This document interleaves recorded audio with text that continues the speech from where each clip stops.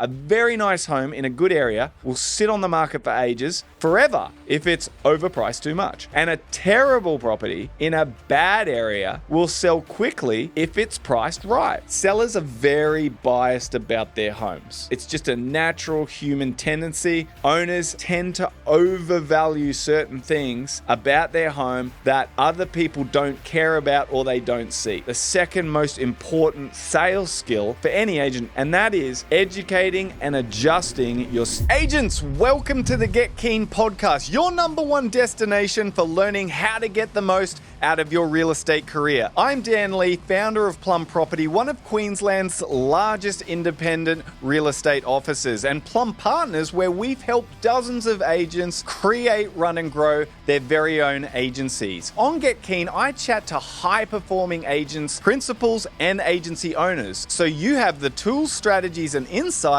to grow your business and live the best life for yourself and your family. Now let's get keen. It's all about price. That's what we're going to talk about on Get Keen today. Getting properties sold because they're priced right. And here's the thing. Every property will get offers and will get sold if the price is right. And today, I'm going to explain the strategy I use to get owners to price their properties correctly so that you can get your properties sold. And probably one of the most skillful things that you can do as an agent, and where the real salesmanship comes into play, is how good an agent is at helping a seller to adjust their expectations. Listen, and isn't this true? People that aren't in real estate and don't really know what it's about, they think that selling a house is easy, right? You just show up to a house, open it up, show people through, and then those people make an offer and you negotiate it a bit and it sells. And yeah, that part is true. And there are certain parts of that can sometimes be easier when the market is buoyant. And while some negotiations are easy and some are tougher, there is skill involved here. But the very best agents in the market, the ones doing better and seem to list more property than all the others, these agents are doing two other parts of the sales process way better than any other agent. Okay, so I'm going to talk about those two things. The first thing that a top agent is better at selling is themselves, right? That's the real sale in real estate. Okay, the sale isn't when you sell the home. The real sale is when you've sold your services to another human and they sign an agreement to have you work for them. An agent that understands this craft will understand the importance of getting their listing presentation dead right, so that when they're on the phone to a seller who's deciding to use them as the agent, or they're sitting across from an owner in their dining table, they're having convincing arguments and data to back themselves up, which demonstrate an ability to achieve the best outcome for a seller.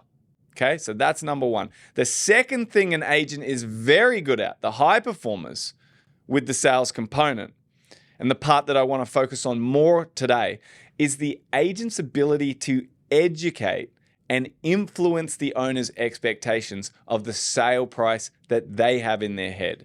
Because this is the reality. No matter how nice people are, or how intelligent people are, how intelligent you think someone is, even people with great professions and great businesses can be wrong about their property price. In fact, in 80% of cases, when properties are listed on the market, when you list someone's home as a real estate agent, the price that is reasonably predictable for that home at the beginning, based on recent sales history, is always lower than what the owner wants for their home in 80% of cases. So sellers generally start in their head at hoping or thinking that their home is above the actual market value. Okay, and this could be for a number of reasons, right? Firstly, sellers are very biased about their homes. Okay, it's just a natural human tendency.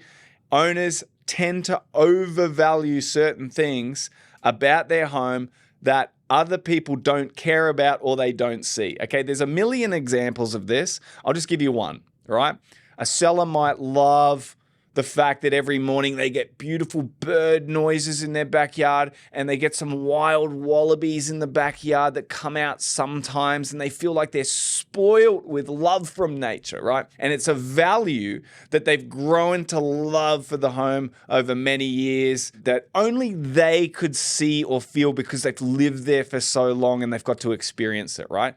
Whereas when buyers come through the house and they see the house, they don't think about that stuff. They don't look at that stuff generally. They're looking at how many beds, bath, car does this thing have? How modern is it? And can it fit my family? And does it have a pool and a man cave or whatever, right?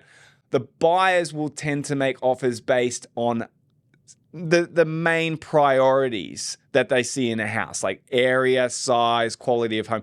They don't give a fuck about the argument of birds and wallaby sightings. Like if the agent's trying to, push the price up $100,000 because he says that there's possible wallaby sightings sometimes, right? And, it's like that kind of stuff. It's just an added bonus. It's not something that increases a home's value hundreds of thousands of dollars. But quite often, owners will think otherwise because they know how good it is, all right? Secondly, many sellers, why they overprice their homes is because they compare their properties to other sales that are not very good comparables, okay? They've either got this information themselves by just doing their own research, or that even another agent may have given them bad examples of homes that are better than theirs, and so that they're comparing their property to another house that's sold that may look the same on paper, but is miles different, right? So an owner might look at a house on a similar block size, but the house that sold was on a flat, usable block, and it was the same block size, like 1,000 square meters, and it sold for $1 million.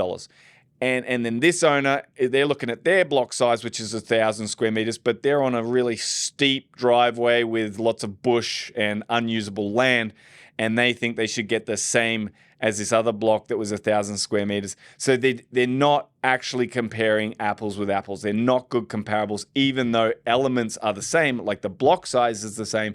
It's not the same kind of block, all right? And sellers tend to get caught up in this kind of stuff, and it's hard for them to understand without physically looking at the other houses how that house compares. All right. Another reason why sellers overvalue their homes is because sellers get used to the negative aspects of their house. Okay. For example, a house might be on a main road or near a train station and gets a little bit of noise.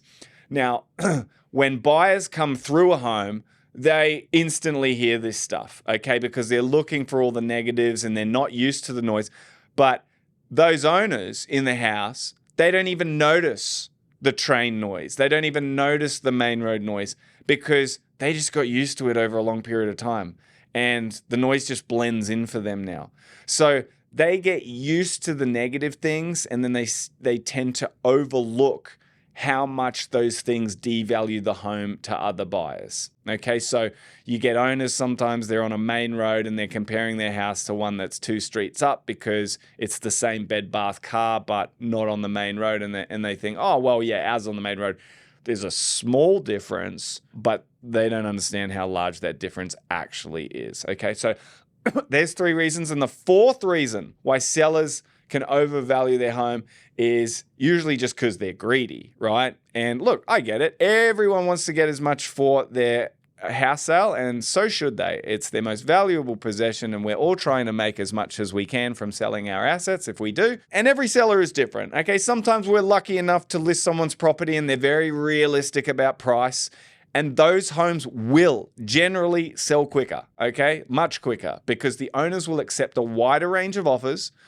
And remember, a very nice home in a good area will sit on the market for ages, forever, if it's overpriced too much. And a terrible property in a bad area will sell quickly if it's priced right, if the market agrees with the value of their home. So this takes me back to the discussion about the second most important sales skill, which is for high-performing agents, for any agent really, and that is educating and adjusting your seller's expectations so that you can get the properties priced right. Okay, the best agents do this. And today I'm going to share with you my strategy on how to do this effectively every time you list a property. Okay, and we're going to start with the listing presentation. Okay, now this is a critical moment. This is where you can accidentally lose the listing by underselling the potential hope. Sometimes being honest doesn't, like totally brutally honest in a listing presentation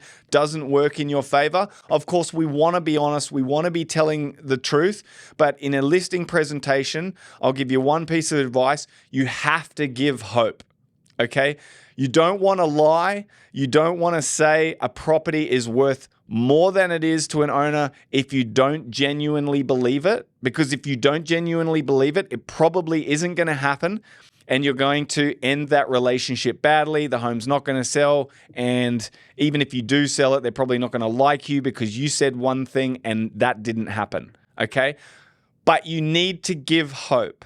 So, for example, if you're selling a home and let's say it's $1 million and the owner wants 1.1, you believe it's worth around $1 million based on recent sales evidence, you need to give hope by saying, Mr. and Mrs. Vendor, I've showed you the evidence here today. We've got this one on the same street, this one here, this one here. They're sitting between the ranges of 980 and 1.02, which would indicate that buyers in the marketplace, which have seen these similar homes, may agree that your home sits in those similar values. And I'll be brutally honest. I'll be honest with you. I'm going to talk to a lot of buyers, and a lot of them are going to want to offer somewhere within this region. I'm not going to discourage them from that, but I know that you want to get to the 1.1. I am more than happy to try and give it my all. And I'm telling you, on many occasions, right, the evidence that I've presented sellers before I've listed their property have indicated a lower price. And then I've taken their home to market and I've absolutely smashed it out of the park and managed to get an extra 5%, 10% than the other sales because of the process that I run. And I'm going to run that process and we're going to aim for that higher price. And if it's out there, I'm going to get it for you. Okay, so I'm not saying it is worth that price, but I'm giving them hope. Okay, and I'm giving them their energy and the understanding of my process that works. And from that, they're going to have the confidence in me to get that price if it's out there. Okay. Now, once the agreement is signed, okay, you need to be excited for the opportunity no matter what. Okay. So even if you list a property that is sold, that you think is worth $1 million and it's priced at 1.1, even though you're disappointed at that price that you're having to put on the property, you have to be excited for the opportunity. Don't sign it up and then be, just going, okay, well, we'll see how we go. And then you're not calling them all the time because you think it's overpriced and they're not listening to you. No, you have to be excited all the time. You have to be excited when you list it, no matter what the price is. It's your job from there to educate them down to the right price over the coming weeks, possibly months. But you have to stay excited. The owners will always trust you more if you're giving it your all. If they decide in their heads, this person, they're relentless, they don't give up, they're always excited, even though the result's not there that we want, they're always giving it their best shot, they're going to be more likely to trust you and they're going to start listening to you more and more, okay? So here's what you're going to do before the first open home, right? You've got the property listed, you're excited, you're going to prepare them for strategy changes down the track, okay? This is the biggest and most important thing about getting your properties priced right is you have to prepare your owners for the price change that you're going to suggest to them in a week or 2 weeks' time, okay? We don't want to be reactive. Okay, like we've had a bad open, we need to drastically change something, we're freaking out. Okay, we want to let the owner know there is a process and a strategy, and in a certain amount of time, we're going to have to change that strategy. So right before the first open home, I'm going to frame it to my owners. I'm going to let them know Mr. and Mrs. Vendor, I'm excited about the open home this weekend. I've already contacted all my buyers. I've answered all the inquiries so far on realestate.com. There's definitely a few people that sounded interested that I'm hoping will come, and we'll see how we go. Now, I will let them also know that I want to continually adjust the strategy, and that I will be ongoing in touch with them, discussing changes in the strategy, the buyer feedback, and if we're not getting the result that we want, that we're going to switch things up, okay? I'm not making any changes right now. I'm just framing it that we are going to change things if it's not working. Okay, so now we get to the first open home, right? So first week, we've had these chats. We're excited. They like me. I'm giving it my best shot. I've suggested we're going to need to relook at the strategy if things don't work out, but we're not there yet. We get to the first open home, okay?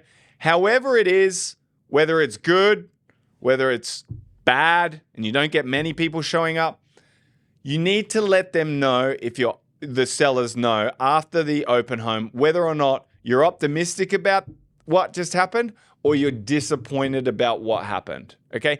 If you're disappointed, don't tell the owners that everything's okay.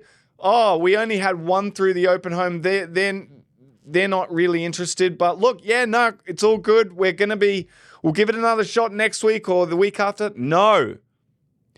If you act too optimistic and don't tell the truth and don't let them know what you really feel, then it's going to drag out for longer and longer, and this property is going to stay on the market. You need to let them know that you're disappointed with the result. Okay? Or optimistic. If it was great, you let them know, hey, I'm really optimistic. We had 10 groups through. I had 2 people call me back afterwards. I've got an offer coming through this afternoon. That's a really good open home. We've got some stuff to work with. All right? But if it wasn't that, if it was disappointing, you have to let them know straight away. We're not going to necessarily go and change things just yet. Okay? But they have to know that things aren't going to plan. Okay? Don't go for a price reduction yet, not after the first open home. What you're going to do is you're going to tell them what you're going to do from here, and you need to build trust before we go into changing pricing strategies this early on. Okay, so this is what I would do. I would let them know what's going to happen from here. I'd say, Mr. and Mrs. Vendor, look, it wasn't a great showing today. It's the first open home. Usually the first and second are our biggest. Today we only had one group through, okay? And something's not working, right? We could just have some bad luck, okay? So I don't want to, just start changing things already. It hasn't had enough time on market, but usually at the first open home, we're looking at quite big crowds because of the way the market is. And your property is really nice. There's no reason why we shouldn't get a good crowd at your property. But something's not working here. It could be the price that we have on it. I think the photos are beautiful. We definitely got the text and the calls out to all the buyers. We had great conversations, but no one showed up and no one wants to buy it yet. But we're only a week in, so no panic stations yet. What I'm going to do from here, okay? So you need to let them know, what are we going to do about this, okay? Before you can go and change some price and make them do things they don't want to do, they need to see you work first, okay? So go, what I'm going to do from here is over the next couple of days, me and my team, we're going to call back every single realestate.com inquiry that we've had so far, and we've had roughly 10. I'm going to call back all of the 2-bedroom and 3-bedroom home buyers in the area that we've met in the last 90 days. I've already done that, but there could be a reason why these buyers didn't show up, and I want to find out that reason, right? It's not school holidays. There wasn't any big events on, so there's no reason that I can see why these buyers didn't show up today. So I'm going to find out from them and get some feedback, and maybe we just got a bit of bad luck. If it happens again next week, we're going to have to relook at something. We're going to have to change the strategy, okay? So I'm framing things for next week. They know something's coming if we don't get a result this week. Then I'm going to go away for a couple of days. And when I come back to the seller, I'm going to have all this news for them about everything that I've done. Even though we don't have buyers, at least they know that I've gone away and I've tried to discover something. I've tried to get in touch with people. I've turned over every stone to try and get them some sort of result. I don't have anything, but I've got information for them, okay? So I'll come back to them on Thursday or Friday that week and I'll say, hey, I called all the buyers from last week and this is what they told me, okay? This is what I could find out. And you may give them a little bit of price change. You may tell them that, look, buyers, that I had this other buyer, they went and they saw this other property instead. I said, why didn't you come through this one? They just said that one looked like better value to them. So whatever that means. But look, let's see. I've sent another text out. We've had 10 more inquiries this week. Let's see how we go at Open Home 2.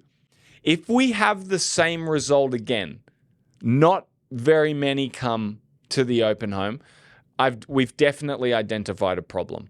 If we have a really good open home and we've got some action, then we have less to worry about. But at this point, the owner's a bit worried, okay? And we've really set it up. We've built trust by not pushing them too hard on their price early, but going away, seeking information, doing everything that can possibly be done to find some interest. And then we're going for a second round open home. We do that second round open home, we get the same result. 1 or 2 through and no offers, okay? This is where it gets interesting. And because I've done all that pre-prep, it's going to be easier for me to now get the price down. But I'm never going to do that on a Saturday. Why? Because it's very reactive. If you have a bad open home, and you come back, they're getting the call from you on a Saturday and they're excited to hear how it went. And you call back and you're just like, oh, look, it wasn't good. I think we need to change the price. You're being very reactive. You're just it's a disappointing call already. Don't hit them with the disappointment of a bad open home and the disappointment that we need to change the price right now. You need to say again, hey, look, it wasn't a great result again. I'm disappointed in the interest that we've had for such a beautiful home. The one buyer that did come said some really nice things about your home, but I don't know at this stage if they're interested because they said that they weren't really prepared to make an offer today. But again, I want to go back to the marketplace next week and contact more buyers. We've had a few more inquiries over the weekend.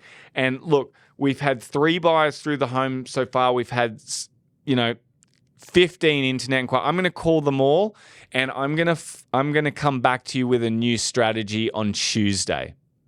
Now, why do I do it on Tuesday? Because we're Saturday now.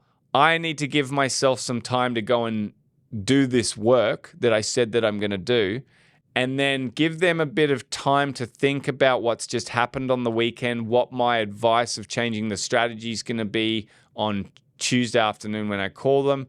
And then when I call them back on Tuesday, right, I can say, Mr. and Mrs. Vendor, we've done the 2 open homes. I've done this. Since Saturday, I've gone and done this, this, and this. This is what I can tell you, right? Now we are so set up for this price reduction, right? Because I've done everything. I've left no stone unturned. There's nothing that the seller could say to me at that point to say, like, you haven't done what such and that. You haven't called that. What about those buyers? What about this? What about that? I've done everything. So the trust is built up. They understand I've done everything. Now I can say, Mr. and Mrs. Vendor, here's where we're at. In my experience, it doesn't matter how good a property is, how well it's photographed, what the location is, what the property is. If a property is slightly overpriced online, we get a terrible turnout, okay? People are very, very astute with buying these days. They have all the information at their fingertips on realestate.com, and with other programs, they can really identify by looking at the first couple of photos and then the bed bath car icon and then reading the description. They can work out sort of in their head what they think it's worth, right? And I'll tell you what, it's the biggest influencer on whether or not a buyer will choose to come and visit your home or not. And whether it's out by 10% or sometimes even just 2%, that difference in the price being just even slightly above what a buyer thinks can be the difference of them saying, yes, I'm going to have a look at it, and no, I'm not going to have a look at it. And from what we've gathered so far with our buyers, most of the buyers have indicated that we might be slightly above. The buyers that have come through the home have all said really nice things about your home. This guy, John, he said it's a great location. He loves the area. He loves the backyard. However, he wasn't prepared to make an offer on this property. And I just spoke to John the other day, and he's made an offer on another one down the road. It's possible John may have made an offer if I didn't scare him away by telling him that you were looking at offers over this price. Okay, I actually might be scaring these buyers away, right? I don't want to scare them away. I'm always going to stand by your price. If someone asks me, oh, would they take this? Obviously, I'm going to say, look, you can make that offer, but these owners, they're looking for this price and over. And, I truly believe that it is worth that, but let me take your offer to the owner. A lot of the buyers, they'll just think they're wasting their time. They probably tried that with another agent that said that and it just didn't work, and now they just don't trust any agent that says that. So there's so many reasons why the closer we get to the actual market price, the more the buyers will actually want to get involved with the property. So what I'm suggesting today is that let's think about this strategy a little bit. Where it offers over 1 million, we haven't had that much interest. I'm not saying we can't get over 1 million, but I think how we're going to achieve it is by changing that price strategy just a little bit so it fits into more brackets on realestate.com, all right? And it's going to fit into more of the buyers that may be willing to see your home. And who knows, when we get the buyers to your home, we can often negotiate them up, right? Their first offer never usually is their best offer. Let's see what we can get them on the table for. But if they don't come to the property because they think, oh, there's no chance I can buy that, then we never get the opportunity. So would you allow me to try this price strategy of offers over 950? Now, you might get some objections from here, like, oh, but I won't accept 950. And you can say, you don't have to accept anything that you don't want to take. All right. At the end of the day, if you're not happy with the price, you never sign and you don't sell. It's fine, right? But I could even possibly use a lower offer to get someone else up to the price that you want to get. But we have to get people involved. So would you please just give me a chance here with this pricing strategy and see how we go? Now, any change is good, okay? If you can get like 50, 100,000, great. It's going to make a big change on $1 million property. But if they won't even change that much, if they're just not comfortable, and you can even get 10,000 off, right? If your offer's over $1 million, you can get offers over 990, then get it. Get anything you can, but the more, the better, okay? Big chunks off the price change is going to make massive differences to the amount of inquiry that you're going to get, okay?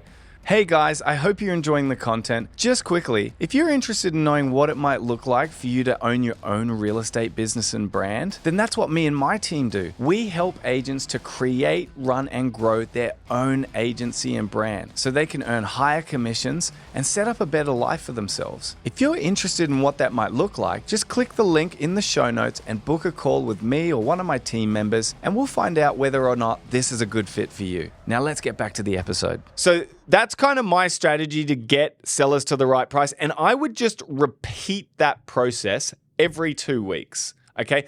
Don't try and change the property every week. In my experience, if you're trying to change the price every week, the sellers just think you're bashing them too hard and that you don't care about their price. So I would always go for a price reduction on the second Tuesday. And then if I get it, I wouldn't ask again for 2 more weeks.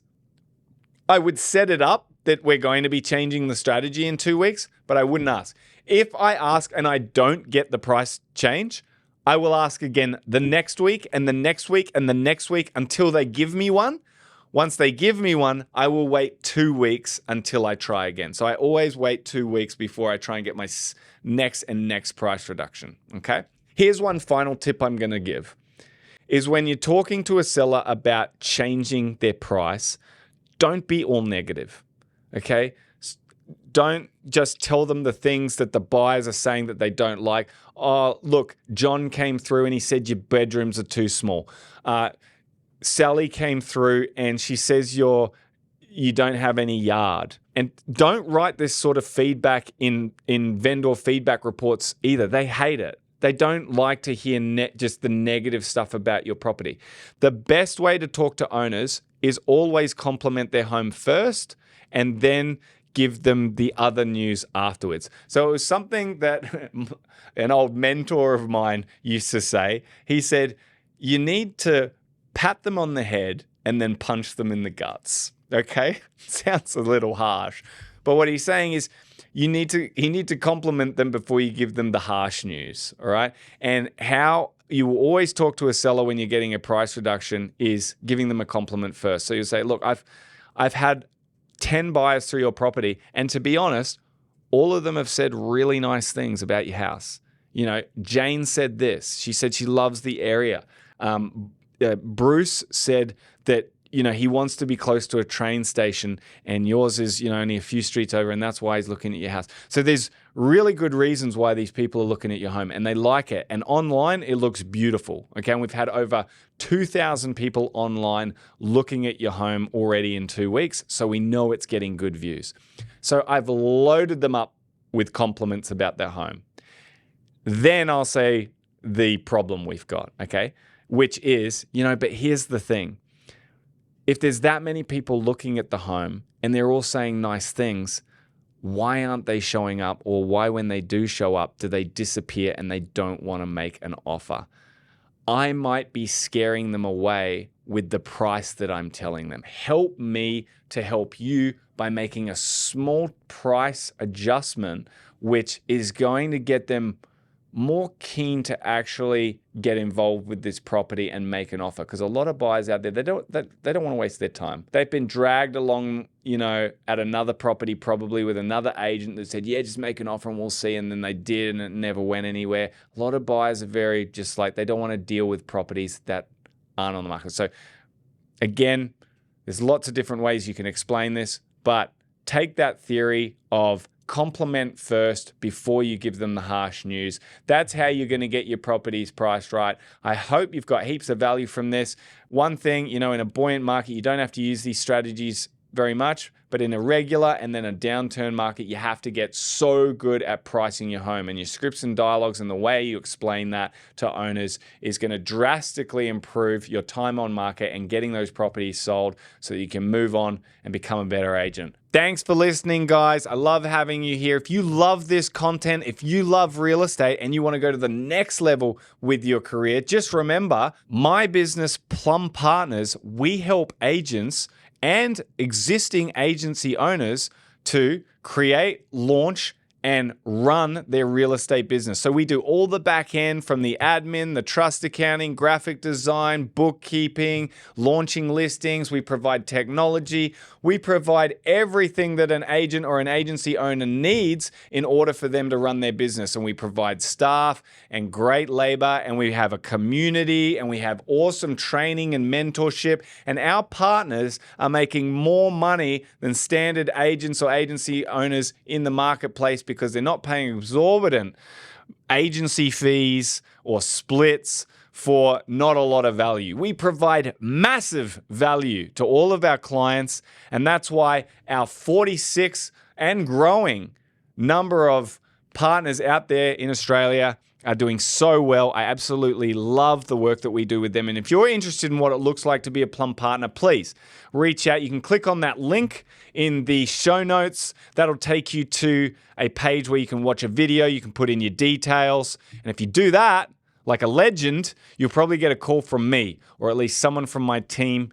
and we'll give you some more information and see if you want to look into that any further. Thanks so much, guys. Love you for being here. Good on you for learning more, and let's get keen. Thanks for tuning into the Get Keen podcast. If today's episode got you thinking about starting your own real estate business and building your own brand, Plum Partners may be able to help. Book a call using the link in the show notes, and let's see if we're the right fit to help you create, run, and grow your own real estate brand. Don't forget to subscribe, leave a 5-star review, and follow me on Instagram at Dan_Lee_Plum. Until next time, keep getting keen.